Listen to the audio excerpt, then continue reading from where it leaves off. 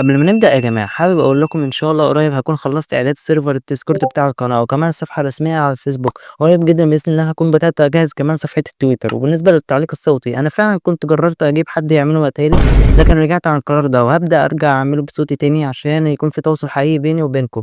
ونرجع لموضوعنا.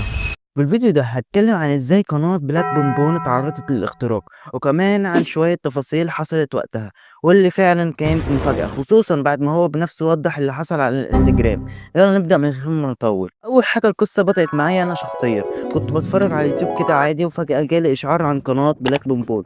دخلت أشوف لقيت فيديو بيتكلم عن البيتكوين. وقتها فهمت إن في حاجة مش طبيعية بتحصل، لأن نفس السيناريو ده حصل مع قناة عبد الرؤوف صاصي لما اتهكرت. بعد كده نزلت ستوري على الانستجرام اتكلم فيه عن اللي انا شفته، وبعدين دخلت على حساب بلاد بونبون لقيته فعلا كاتب ان قنواته اتهكرت وانه بيحاول يرجعها.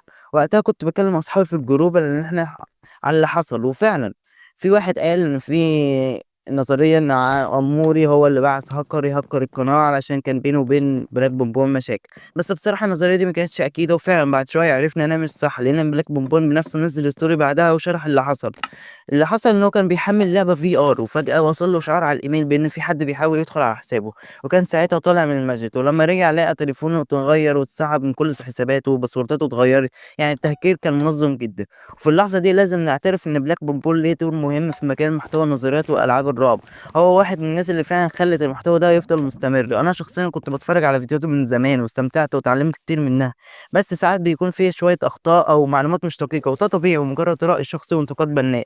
ولو بولاك بونبون شاف الفيديو ده أحب أقول له أنا باحترم اللي بتقدمه، ويا رب ترجع القناة في أقرب وقت ممكن، لأن فعلًا المحتوى ده ليه ناس بتحبه ومستنية تشوفه. وفي الآخر إحنا للأسف مش عندنا كتير في مجال محتوى النظريات والرعب، وعكس مجالات تانية زي الجيمنج الدعم هنا أقل بكتير، عشان كده مش عايزين نخسر بلاك بونبون زي ما حصل مع عبد الرؤوف، وإن شاء الله يرجع أقوى من الأول.